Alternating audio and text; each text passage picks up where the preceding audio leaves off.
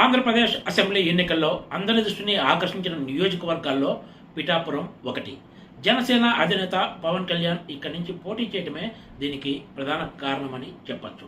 అధికార వైసీపీ నుంచి పిఠాపురం బరిలో వంగ గీత నిలిచారు. ఎలాగైనా సరే పవన్ కళ్యాణ్ను ఈసారి కూడా అసెంబ్లీలోకి అడుగుపెట్టకుండా చూడాలని అధికార వైసీపీ గట్టి ప్రయత్నాలే చేసింది. అయితే అవేమీ పెద్దగా ఫలించినట్లు కనిపించడం లేదనే అభిప్రాయం వ్యక్తమవుతోంది. పవన్ టార్గెట్గా పిఠాపురంలో అధికార పార్టీ భారీ ఎత్తున నిధులు కుమ్మరించినట్లు కూడా ఆరోపణలు వచ్చాయి.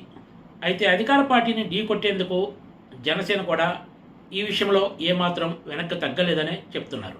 గతంలో ఎన్నడూ లేని రీతిలో పిఠాపురం నియోజకవర్గంలో రికార్డు స్థాయిలో 86.63% పోలింగ్ నమోదైంది. ఈ లెక్కలన్నీ చూస్తుంటే పవన్ కళ్యాణ్ భారీ మెజారిటీతో గెలవటం ఖాయమన్న అంచనాలు వెలువడుతున్నాయి. ఈ అసెంబ్లీ ఎన్నికల్లో నమోదైన పోలింగ్ శాతము పలు ఇతర అంశాలు పరిశీలిస్తే ఆంధ్రప్రదేశ్ అసెంబ్లీ ఎన్నికల్లో టీడీపీ, జనసేన, బీజేపీ కూటమి గెలుపు ఖాయమనే అంచనాలు వస్తున్నాయి. పొత్తులో భాగంగా జనసేన ఈ ఎన్నికల్లో కేవలం 21 సీట్లలోనే పోటీ చేసింది. దీనిపై సొంత పార్టీ నాయకుల నుంచి కూడా అసంతృప్తి వెల్లడైంది. కూటమి అధికారంలోకి వస్తే ప్రభుత్వంలో జనసేన కూడా భాగస్వామి అవుతుందని, పదవుల విషయంలో అందరికీ న్యాయం చేస్తానంటూ అప్పట్లో పవన్ కళ్యాణ్ జనసేన నాయకులకు హామీ ఇచ్చి వాళ్లకు సర్ది చెప్పారు. ఇప్పుడు ఉన్న అంచనాల ప్రకారం కూటమి ప్రభుత్వం ఏర్పాటు చేస్తే పవన్ కళ్యాణ్కు గ్యారంటీగా ఉప ముఖ్యమంత్రి పదవి రావడం ఖాయమని అటు టీడీపీ వర్గాలతో పాటు జనసేన వర్గాల్లో కూడా చర్చ సాగుతోంది.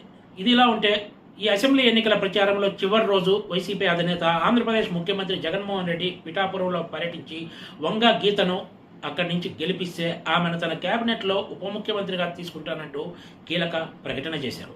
ఈ లెక్కన టీడీపీ కూటమి గెలిచినా వైసీపీ గెలిచినా కూడా పిఠాపురం నియోజకవర్గానికి మాత్రం ఉప ముఖ్యమంత్రి ఖాయమనే చెప్పొచ్చు.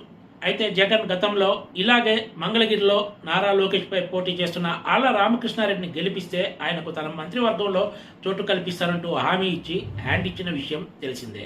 ఇది ఒకటే కాదు, ఇలాంటి హామీలు జగన్ మరికొన్ని కూడా ఇచ్చి వాటిని విస్మరించారు. మరి జూన్ 4 తర్వాత ఏమి జరుగుతుందో వేచి చూడాల్సిందే. Please subscribe TGTV.